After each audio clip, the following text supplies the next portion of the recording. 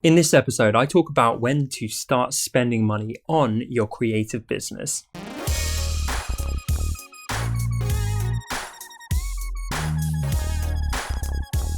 Welcome to episode 135 of the Honest Entrepreneur Show, where I help creatives like you to master your marketing. My name's Tom Ross, and let's get into it. This question is from Brittany. How do I figure out how much to invest in my business before I get my first client? I ask because I'm a calligrapher just starting out in wedding calligraphy. There's an annual wedding show in the area that could generate a lot of business, but it costs $1,000 to be a vendor. Do I make the investment up front in the hopes of gaining business? Or should I hold off and try to make smaller gains with much less exposure?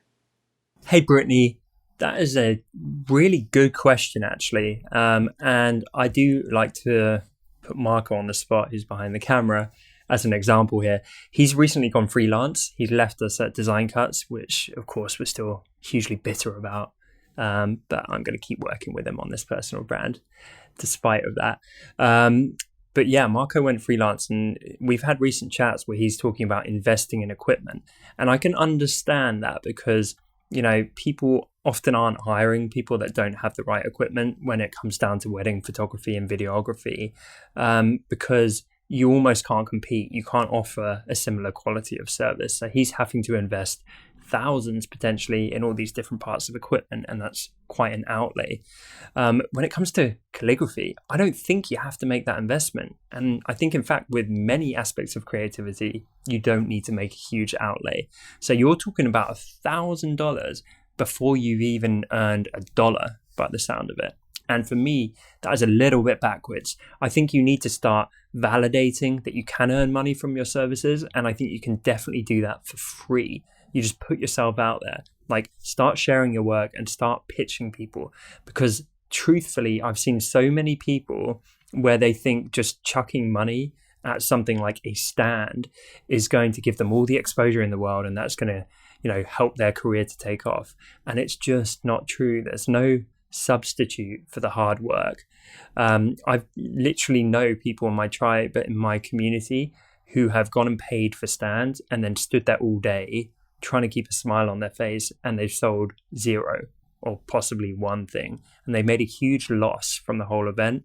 And in their head, they built it up like, this is going to be my breakthrough, and it just doesn't play out that way. So I actually think when you're looking at ROI, however long you're going to be at the stand, 8 hours, 10 hours, 6 hours, whatever it is, I think if you pitched like 50 people in those hours instead, you would get a much bigger return on that time investment, and you wouldn't have the financial outlay. So I would literally take whatever day this pitch is meant to be happening on. Personally, I wouldn't do the pitch. Obviously, it's up to you, but this is my advice. And I would block off that day, and I would be like, this is going to be my growth day, where I just dedicate it to trying to land new work. Because as I say, I think there are no shortcuts, and just chucking a grand at this thing is not going to be the answer to all your problems. And look at so many success stories, right? I don't know any that made it because they hired a stand or sponsored a conference or anything like that. Every single success story, I often quote Rachel in my tribe with this. She went and pitched people, or they went and worked, and they went and made all the connections, and they eked it out. But like, none of them just made the sponsorship or bought the stand and was done. So that would be my advice. Question of the day. What is something within your business that you feel you've wasted money on and you've never got a return on that?